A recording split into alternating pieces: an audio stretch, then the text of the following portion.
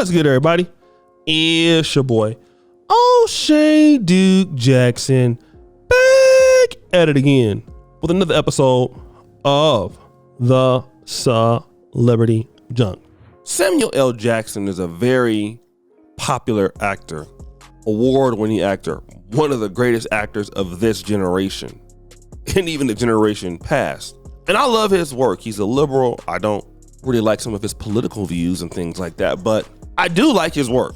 And he is a married black man. He will go down as a legend in Hollywood. He has also weighed in on Deion Sanders, okay, in the coaching of the Colorado Buffaloes. On Twitter, he posts this: at CU Buffball, brain farts all around. The OC can't call 3 run plays to get off the field.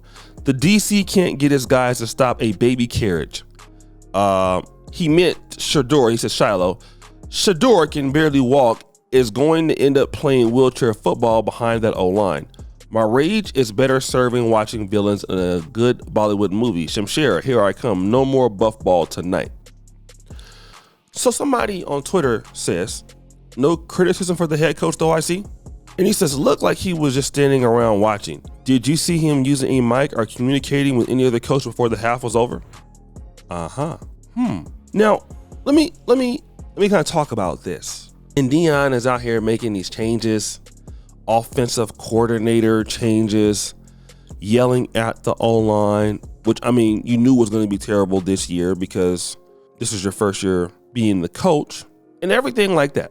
But now, what I'd like to do, if I can, is to talk about the debacle called Deion Sanders the head coach. And he's pointing fingers at everybody else except for himself. You see, it takes a lot of time to do all of these Good Morning America shows, 60-minute shows, hyping yourself up.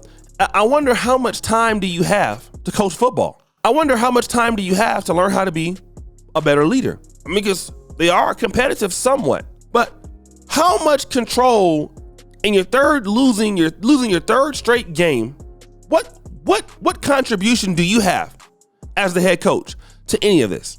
Because when y'all lost to Stanford, I remember you were up by like 5 or 6, third down. You call a play. Travis Hunter, wide open. Who missed the throw? Shedeur Sanders. Would have ended the game. Then you would probably be losing 2 games straight. You're up by like 30 points at the halftime, you lost. That wasn't the offensive coordinator's fault. Wasn't the O-line's fault that game, was it? No. It was your fault as a coach. And the more that you keep seeing Deion, the lack of accountability is startling. And what you're seeing now is the team is losing morale. They're giving up on him. Yes, they're giving up on him. And there's only so many people that you can blame. Let me just tell you this. As a person that came into a situation not like Colorado, right? Because at least with Colorado, you can bring your talent. And by no means am I trying to say I'm Deion Sanders, but you can bring your talent. You got Travis Hunter coming with you. You got Shedeur. So those things are pretty good. When I started my studio here in Uganda, I had almost nobody.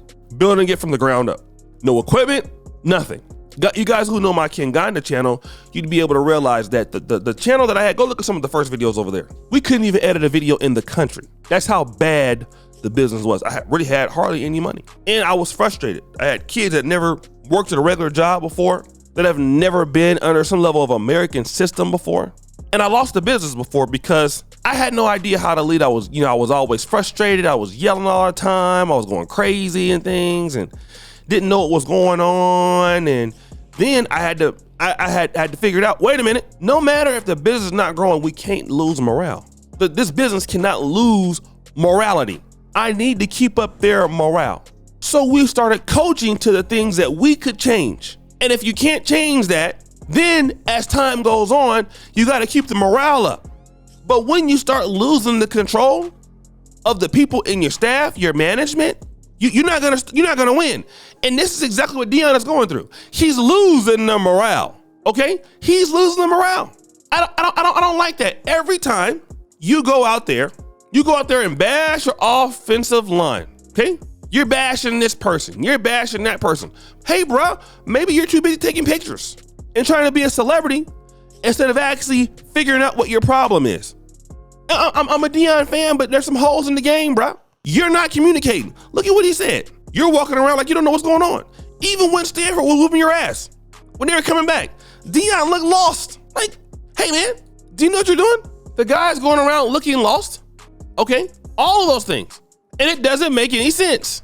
Now we are seeing what is going on here. Okay? And guess whose fault it is? It's Deion's fault.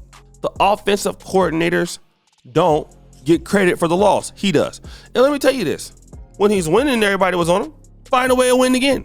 But he can't because the team has quit on him. The team will quit on him. They don't want to play. I'm the offensive line coach, right?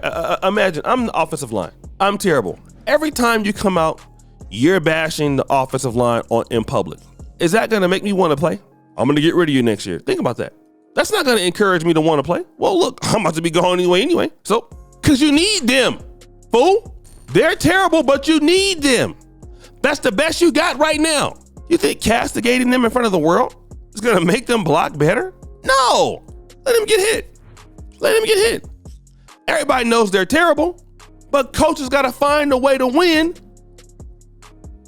even when they can't. You work with what you got. Like right now, we're seeing what my 49ers are made of. Brock Purdy lost 3 games straight. Everybody's talking about how great he was. Well, we're seeing right now, he's having some challenges. Got to find a way to win. Got to stop making excuses. Got to find a way to do something. And in life, that's what separates the good from the great. Less picture taking, less interviews, less walking around with gold chains on. Get your ass in there and handle that. And now we're seeing under adversity, hey, maybe Deion don't have what it takes right now. Maybe you're hype. You're all hype. Maybe you don't know what you're doing. Maybe you should have stuck it out at Jackson State. So guys, what do you think? It's your boy, O'Shea Duke Jackson, back at it again with another episode of The Celebrity Junk. Appreciate for all you. Subscribe to the bell. We're out.